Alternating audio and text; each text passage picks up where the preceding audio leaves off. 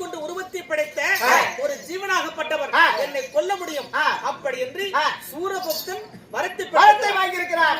அதையும் தாமதம் இல்லாமல் என் தந்தையாரு மறுவரம் கேட்டதால் கொடுத்து விட்டார். கொடுத்துட்டாரு. ஆமா, இந்த நோடி வரையா யாரா தாத்தா இப்படி இருக்கிறார்கள்? யாரப்பா இருக்கிறாங்க?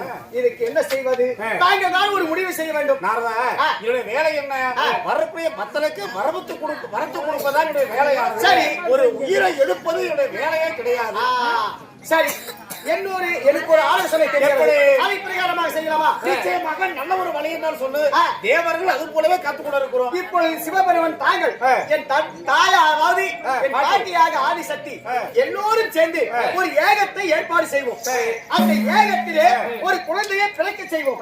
அந்த குழந்தை பிறந்து வந்த பிறகு இதுக்கு என்னவென்று முடிவெடுப்போமே.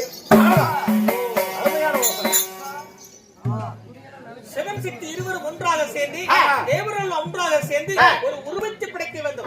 அந்த உருவத்தை வைத்துக் கொண்டு அந்த சூரபக்தனை வதம் செய்யலாம். ஏகத்தை வளர்ப்போம். அதுல ஒரு உருவத்தை பிழைக்க செய்வோம்.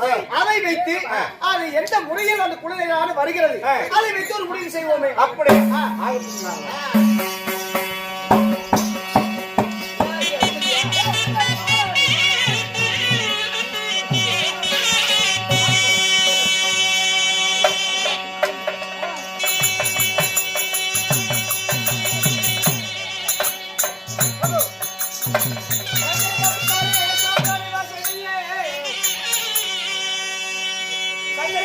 சாம்ராணி வாசகியே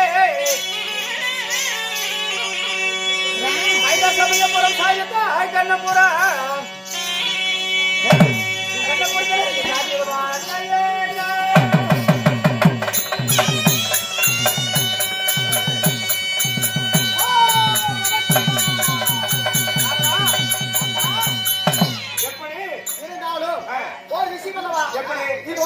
ஏகத்துக்கு ஏற்பாடு செய்து விட்டோம். உங்களுடைய நெற்றிக்கண் திறந்து இந்த 7 அதாவது தாமரை மலர் பூக்க வேண்டும். 7 அதாவது 6 தாமரை மலர் பூக்க வேண்டும். அந்த 6 தாமரை மலரிலே தங்களுடைய நெற்றிக்கண் திறந்தால் அந்த 6 தாமரை மலரில் என்ன பிறக்குது என்று வைத்து அதுக்கு பிறகு முடிவு செய்வோம்.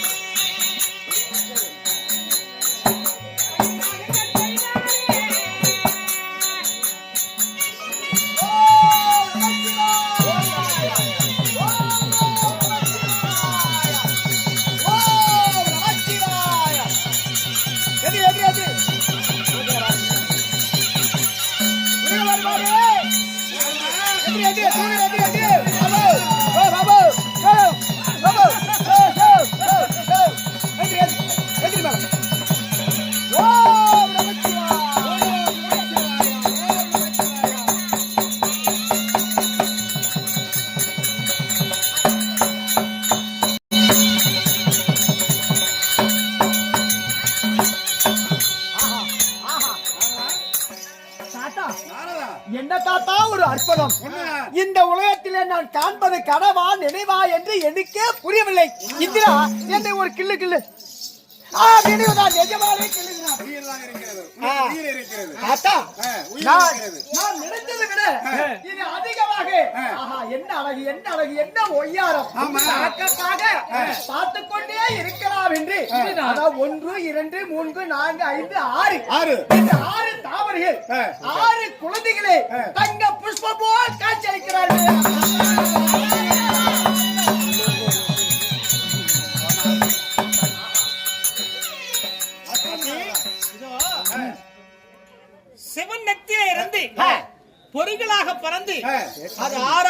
பிறந்தது. அந்த ஆறாக பிறந்து 6 தாமரையாக உருவாகி ஒரு அழகான ஒரு ஆண்மகனாக காட்சியிருக்கிறார். இருந்தாலும் இப்படிப்பட்ட 6 நெருப்புகளிலே ஒவ்வொன்றாக பேர் வைத்து ஒரு உருவமாக உருவாக்க வேண்டும். ஒவ்வொன்றா பேர் வைப்பா தாத்தா பாட்டி. இதோ இந்த 6 தாமரையில் 6 குழந்தைகள் இருக்கிறார்கள். இந்த 6 குழந்தைக்கு ஒவ்வொரு குழந்தைக்கும் ஒவ்வொரு பேர் வைக்க வேண்டும். முதலாக கந்தன் என்று வைக்கிறார். கந்தன். இரண்டாவது கதிர்வேலன். மூன்றாவது வேலன். அடுத்தது முருகன். அடுத்தது மொட்டையாண்டி. இன்னொன்று ஒரு பேர் வைங்களே.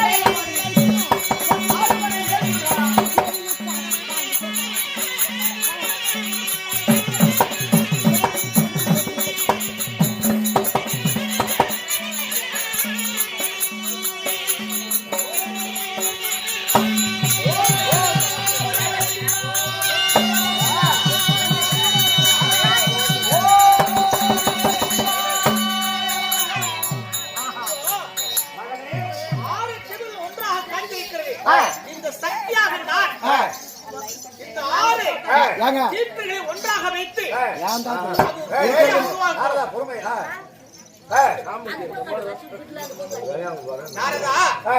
இந்த சக்தியின் கிருபையாலே 6 தீர்ப்புகளை ஒன்றாக வைத்து இதோ ஒரு உருவத்தை படைக்கிறேன். அந்த உருவத்திற்கு இப்பொழுதே 6 முகம் என்ற பெயரோடு அந்த உருவத்திற்கு அழைக்கிறோம்.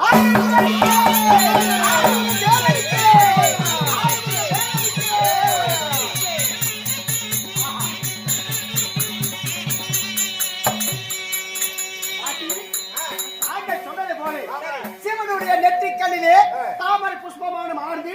அதிலே 6 குழந்தைகள் பிறந்து அந்த 6 குழந்தைகள் ஒரு குழந்தையாக செய்து அந்த 6 குழந்தைக்கு 6 சிரத்தோடு 6 முக கடவுள் என்று பேர் வைத்திருக்கிறார். ஒவ்வொரு வார்த்தையாவது நீங்க பேசினாலும் ஒவ்வொரு காரியத்தை அற்புதமாக செய்திருக்கிறாய் நாரதா. ஆயிட்டும் தாத்தா.